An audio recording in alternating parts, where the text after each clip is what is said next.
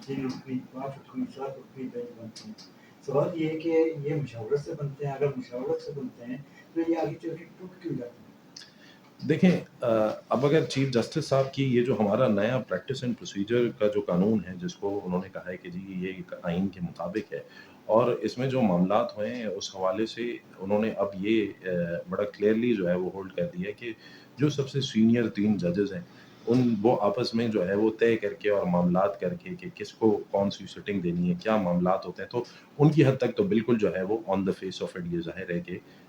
वो आपस में तय करते हैं कि किन जजेस को जो है वो उन 3 रुकनी बेंचेस में, 5 में, 7 में ये करना पड़ेगा। पर कुछ मामलात ऐसे हैं जिसकी बेसिस पे रेजिग्नेशंस भी हुए हैं, कुछ मामले और भी सरफेस भी हैं। तो ऑब्वियसली एक एक एक प्रॉब्लम तो है, बट आई थिंक कि वो अब जो ये भी एक प्रोसेस है इस एक्ट को तस्लीम करना, मामलात करना, जो जजेस जिन्होंने डिसेंट किया ऑब्वियसली, तो वो मामलात हैं, बट प्राइमरीली ये है कि अब इससे मुशावरत से ही जो सीनियर 3 जजेस होंगे सुप्रीम कोर्ट के, वो आपस में मुशावरत करने के बाद ही बेंच कॉन्स्टिट्यूट करेंगे। कुछ मामलात ऐसे होते हैं कि जी बेंचेस जब कॉन्स्टिट्यूट हो जाते हैं, जब वो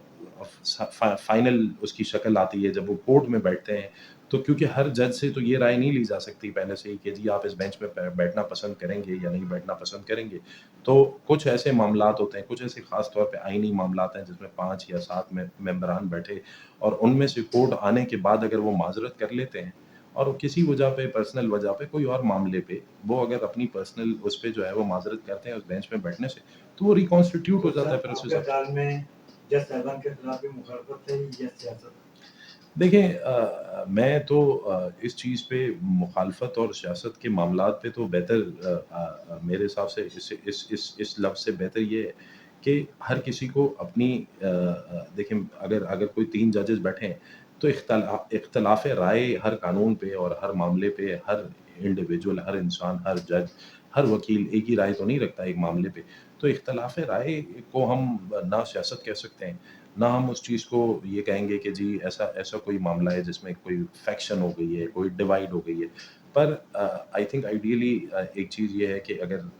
कोई जज जो है वो उनको जज साहिबान अगर एक चीज़ पे, एक पॉइंट पे अगर उनका कोई डिसेंट है, तो उस डिसेंट को जो है वो रिकॉर्ड किया जाता है और उसको रिकॉर्ड ही करना चाहिए उसी जजमेंट में, बनिस्बत इसके कि जो है वो इवेंचुअली उसको जो है वो on the surface on the या किसी किसी सर सामने इलेक्शन से कबल जज साहिबान मुस्तफी हो गए। हाल ही में नैब के जज साहब ने भी इमरान खान के केस से मुखालफत कर दी है। सवाल ये है कि इस पे जजमेंट जो आती है इस पे असर पड़ रहा है, जुडिशरी पे असर पड़ रहा है? देखिए अनफॉर्चुनेट मामला है ये कि ऐसी सूरत-ए-हाल सामने आती है कि सीनियर जज साहिबान सुप्रीम कोर्ट से मुस्ताफ़ी होते हैं। तो ये तो एक नेगेटिव इंप्रेशन तो बिल्कुल क्रिएट करता है इस चीज़ के हवाले से कि एक सीनियर जज साहब मुस्ताफ़ी हो जाते हैं। फिर उसके बाद एक ऐसा ट्रायल है, उस ट्रायल में जो है वो अगर वो कोई ऐसी नैब के ट्रायल में ऐसा कोई मामला होता है, तो एक इम्प्रेशन, एक इम्पैक्ट तो बिल्कुल जनरल पब्लिक पे भी पड़ता है, विदिन द जुडिशरी भी होता है कि ये मामलात अनसर्टेनिटी की तरफ जा रहे हैं, ये मामला जा किस तरफ रहे हैं। तो एक ज़हन में ये बात बिल्कुल ज़रूर आती है कि इससे इससे एक नेगेटिव इम्पैक्ट ओवरऑल होता है इन मामलात से, बिल्कुल होता है इन चीज़ों का इम्पैक्ट है। सर इस वक्त अदलियत तनकीद के निशाने पर है। सवाल ये है कि एतमाद किस तरह मुमकिन है? देखें हम इस चीज़ को तो ये मेरे हिसाब से आइडियली हमने ये देखना है कि जो कानून के मुताबिक जो जजमेंट्स हैं, जो हिस्टोरिकली हमारे मामलात चलते हुए आए हैं और कई बेसिक चीज़ें होती हैं जिनको हमने उनको देखते हुए उनको उन मामलात को पुरानी जजमेंट्स हैं 10 जजेस की, 12 जजेस की, उनको उनको मद्देनज़र रखते हुए अगर फ़ैसले करें और उन उन उस हिसाब से फ़ैसले करें, तो मेरे हिसाब से अगर अगर एक चीज़ जो है वो कानून में डिसाइडेड है और मामलात डिसाइडेड हैं, उस तरीके से अगर जो है वो हम एक अप्रोच सिंगल अप्रोच के हिसाब से, पुराने फ़ैसलों के हिसाब से, पुराने जजमेंट्स के हिसाब से, जिनका एक एक वेटेज होता है, अगर हम उस हिसाब से मामलात को लेके चलें, तो आई थिंक कि वो जो है वो वक़्त के साथ जो है वो एक एक ऑब्वियस ही एक एक वो मनफ़ी असर आता है क्योंकि ये जैसे कहते हैं ना कि एक एक एक जनरल ओपिनियन, पॉपुलर ओपिनियन जो है वो जो जो जनरल पब्लिक का है, अगर उस हिसाब से जजमेंट नहीं आता, तो फिर एक नेगेटिव प्रोपेगेंडा तो वैसे ही इनिशिएट हो जाता है। بٹ آئی تھنک کہ جو ہے وہ with کنسسٹنسی اور following the general elements of law اور وہ سارے معاملات کو اگر ان کو فالو کریں گے تو آئی تھنک کہ جو ہے وہ we will be in a good position. Sir وکلا برادری کا کردار اپنے کلائنٹ کے ساتھ، سوال یہ ہے کہ وکلا برادری بھی اپنے کلائنٹ کو سیاست دانوں کی طرح سبز باغ دکھاتے ہیں یا ان کے مسائل حل کرنے میں ان کی مدد فرماتے ہیں؟ دیکھیں یہ بھی ایک جو ہے نا وہ ڈیفیکلٹ سوال ہے اس حوالے سے کہ کئی دفعہ ایسا معاملہ ہے کہ ہم وہ جو ٹرم یوز کرتے ہیں کہ بلیک شیپس جو ہوتی ہیں وہ ہر پروفیشن میں ہیں، ہر جگہ پہ معاملات میں ہر اس میں جو ہے وہ بلیک شیپس ہوتی ہیں. تو آئی تھنک کہ جو ہے وہ نارملی تو ہم یہ دیکھتے ہیں کہ اگر اپنے پروفیشن سے سنسیئر ہے کوئی پرٹیکولرلی آبویسلی کیونکہ آپ نے لائرس کے حوالے سے سوال پوچھا تو ان کی کوشش تو یہی ہوتی ہے کہ وہ اپنے کلائنٹ کے انٹرسٹ کو پروٹیکٹ کریں اور ان کے معاملات کو دیکھیں اور وہ ساری چیزیں دیکھیں. آبویسلی ایک ڈیوٹی ان کی یہ بھی ہے کہ وہ آفیسر آف کورٹ ہیں تو انہوں نے کورٹ کو بھی جو ہے وہ ایسا نہیں ہے کہ اپنے کلائنٹ کے انٹرسٹ کو آگے کرتے ہوئے مس گائڈ کرنا ہے کسی اور چیز پہ. تو آئی تھنک کلائنٹ کے انٹرسٹ کو ایڈیکویٹلی پروٹیکٹ تو کرتے ہیں بٹ یہ ہے کہ ہمارے اس میں ظاہری بات ہے ہر پروفیشن میں یہ معاملات ہوتے ہیں وہ جو بلیک شیپس کے ہم نے کہے تو وہ معاملات تو جو ہے وہ جنرلی ہر پروفیشن میں پائے جاتے ہیں. سر جیلوں میں قیدی بیماریوں کا شکار، یہ بے تحاشا مسائل بھی ہیں، یہ اسٹیٹ کی ذمہ داری ہے یا عدالت پاکستان کی ذمہ داری ہے سر؟ دیکھیں جیل کے تو ساری چیزیں ڈیفائنڈ ہیں اور اس میں نہ عدالت آبویسلی عدالت تو انٹروین کرے گا جب ان کی نالج میں آتی ہے چیزیں اور اگر ان کو بتائیں گے کہ جی یہ اسٹیٹ آف افیئرز ہے جیل میں یہ معاملات ہیں ایک پراپر فیسلٹی نہیں پرووائڈ کی جا رہی معاملات نہیں ہو رہے تو آبویسلی عدالت نے انٹروین کرنا ہے. پر جہاں تک بیسک چیز ہے کہ جی بیسک ایلیمنٹس دینی ہے بیسک معاملات کرنے ہیں وہ ساری چیزیں کرنی ہے تو وہ تو میرے حساب سے جو ہے وہ ود آل ڈیو رسپیکٹ یہ تو گورنمنٹ کی جو ہے وہ ایک رسپانسبلٹی ہے کہ ان ساری چیزوں کو ایڈیکویٹلی سیکیور کرے اور ان سارے معاملات کو دیکھے. سر 9 مئی کا واقعہ پوری دنیا کے سامنے، سول میٹر ملٹری کورٹ بنانے ٹرائل کرانے کی وجہ کیا ہمارے پاکستان کے عدالتیں یہ کردار ادا نہیں کر سکتی سر؟ دیکھیں ملٹری کوڈ بھی جو ہے وہ اس کا اسکوپ بھی بڑا کلیئرلی ڈیفائنڈ ہے. اس پہ بھی قانون ہمارا بڑا واضح طور پہ ہے کہ جی کون ہیں جن کے خلاف ملٹری ٹرائلز چل سکتے ہیں. ہماری خود مختار ہیں عدالتیں اور اگر نارمل ٹرائلز چلانے ہیں انڈیویجولس کے تو انڈیویجولس کے ٹرائل تو جو ہے وہ اب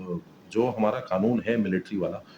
اس میں تو یہ کہیں سے بھی 9 مئی کے واقعے کو جو ہے وہ اگر اس کو فٹ ان کرنا بہت ہی ہائیلی امپاسبل بات ہے کہ ان ٹرائلز کو جو ہے وہ ہم ملٹری کورٹس کو جو ہے وہ کریں. جب ہماری انڈیپینڈنٹ عدالتیں چل رہی ہیں اور وہاں پہ معاملات ہیں تو بالکل وہاں چل سکتے ہیں. اس کو ملٹری ٹرائل کو تو بالکل جو ہے وہ کوئی گنجائش نہیں بچتی ان معاملات میں. سر پاکستان میں آئندہ عام انتخابات کی تیاریاں جاری ہیں، آپ کے خیال میں الیکشن کمیشن آف پاکستان صاف شفاف الیکشن کروانے میں کامیاب ہوگا؟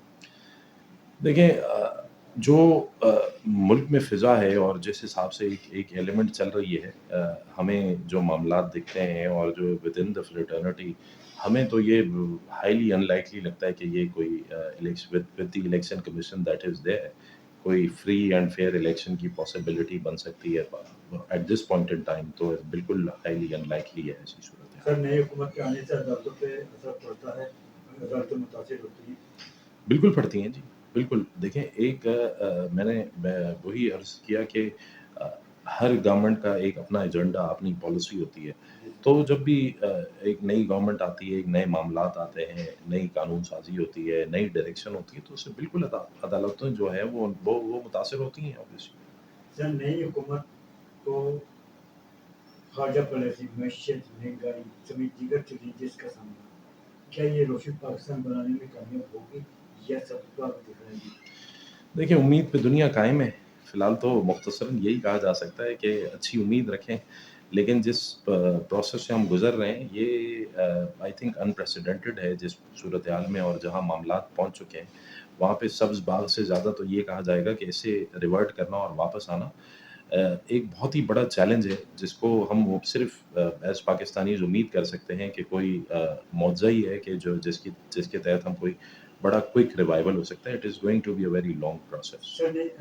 قیام پاکستان سے لے کر آج تک کوئی بھی وزیر اعظم اپنی مدت میں ملازمت پوری نہ کر سکا، وجہ کیا ہے؟ देखिए, इसकी भी बेशतर वजूहात हैं, इसको कोई सिंगल हैंडेडली वन रीज़न तो नहीं बता सकते। इसमें कई दफ़ा जब जो मैंने आपको कहा कि एक इंटरवेंशनिस्ट अप्रोच जब होती है, तो वो किसी भी इदारे की हो सकती है, from judiciary to the armed forces, anyone जो एक इंटरवेंशनिस्ट अप्रोच जो है वो अडॉप्ट करते हैं और उसमें बहुत सारे हर्डल्स जो है वो आ जाते हैं। तो उस मामले को मद्देनज़र रखते हुए जब तक हमारे पास एक बिल्कुल इम्पार्शियल और वो जो हमारे बेसिक कॉन्सेप्ट हैं कि जी